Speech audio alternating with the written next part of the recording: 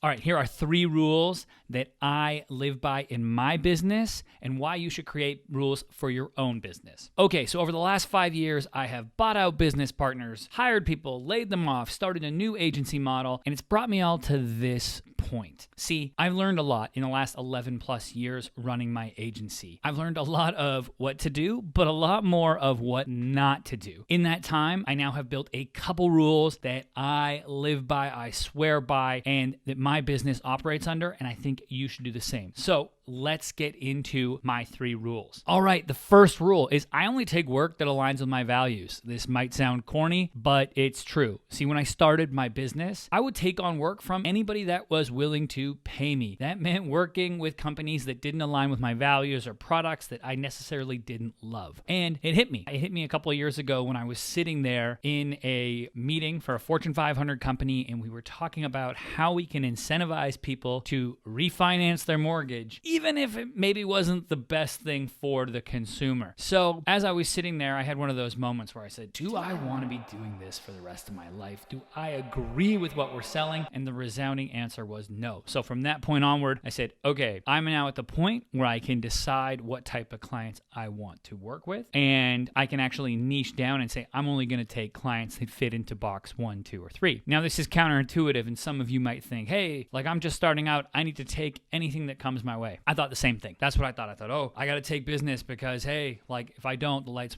won't stay on. But this was so wrong and so shallow of thinking by me, because what I realized, the more specific I got in the people that I wanted to help, those were the clients that actually came and saw me now as the expert in that arena. So now we work with natural foods and in the CPG space, looking to work with really accessible products. That's been the shift that we've made. What can you make in your business? What's a rule that you can do regarding the type of people you want to work with? All right, number 2. This one took me a minute to get, but I will never bill hourly. Hourly billing is the death of service businesses. I repeat, hourly billing is the death of service-based businesses. Here's the problem and the basic issue with hourly billing. Say you charge $150 an hour for your service, right? You're a copywriter, you're a freelance marketer, designer, whatever. The problem is, as time goes on, you get better at your job, so you become more efficient. As you become more efficient, that means you become faster. That means if your rate was $150 an hour and something used to take you 3 hours but only takes you 1, now you're only going to make $150. So we want to erase hourly billing, or I did from my mindset, and I suggest you do the same. Take it off the table. Instead, what I do and what I suggest you do is embrace value-based pricing. This means have an internal target for how much time you think you can spend on a process, a repeatable process, something that you know like the back of your hand. You've done this before. Then have a set price, like a menu. And so when someone comes to you and they want a product, let's say in our case, it's a social media audit. I can come and say, okay, great. Here is the price for an audit. And I know in the back of my head how much money I have to resource that product and how much I'm going to make with regards to profit margin. This is a clear way to communicate. It communicates on value that I'm going to provide to the client and doesn't get me caught up in justifying hours that I spent and, oh, I spent time researching and now the client's pushing back saying, well, I shouldn't have to pay for that. Those were all of the things I heard all the time when I used to do hourly billing. So I highly, highly suggest take my rule, implement it in your own business, and get away from hourly billing. Never bill hourly. Bill either by the project, by the day, or even by the week if you're going to do anything on the time side of things where people can reserve that level of time. But I still err on the side of always for a total project fee. All right, and the third rule for my business, and this one's controversial for some of the hustle bros out there, but I don't care. And that is to have one work-free day per week. That is a day, no work. I don't open the laptop to do anything for clients, cave, doesn't matter. I take that time away from the office. As the internet likes to say, I go touch grass, aka I get outside. I enjoy living in beautiful Los Angeles. No, I get away from the business. If I do write, it's writing on the personal side of things, some personal writing. That's like the extent of it. Or I take the day and I